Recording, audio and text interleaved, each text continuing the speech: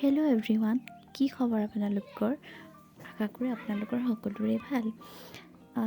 মই বৰ্ণালীয়ে আপোনালোকক মোৰ ইউটিউব চেনেল বৰ্ণালীজ ক্ৰিয়েশ্যনলৈ সকলোকে স্বাগতম জনাইছোঁ।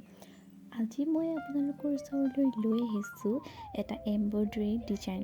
অকল ডিজাইন নহয়, মই এযোৰ এম্ব্ৰইডাৰী মেখেলা চাদৰ বনাইছিলোঁ। সেইযোৰ আপোনালোকৰ ওচৰত দেখুৱাওঁ বুলি ভাবিলোঁ। মই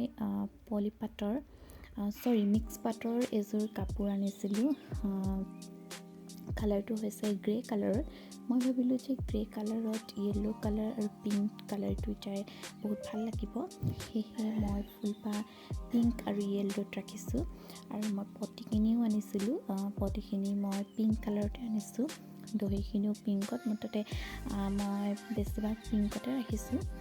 তো এয়া মই চেইন চিলাই কৰিছিলোঁ ফুলপাহত।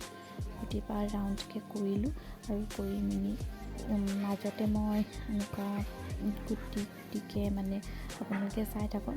মই বৰ বিশেষ নাজানো, তথাপি আপোনালোকক দেখুৱাইছোঁ আৰু মই কেনেদৰে কৰিছিলোঁ। এয়া আউটফিটটো মই আপোনালোকক দেখুৱাই আছোঁ।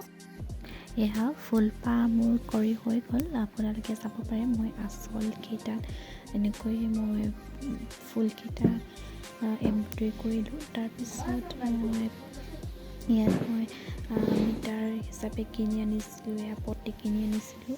তো এই পটিখিনি মই লগালোঁ ওপৰত এডাল তলত এডালকৈ, আৰু মাজতো মই 3ডাল লগাই দিলোঁ।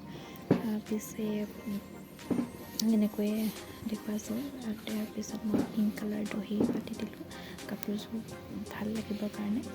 এয়া চাই থাককচোন, আউটফিটটো এয়া কেনেকুৱা লাগিছে জনাব।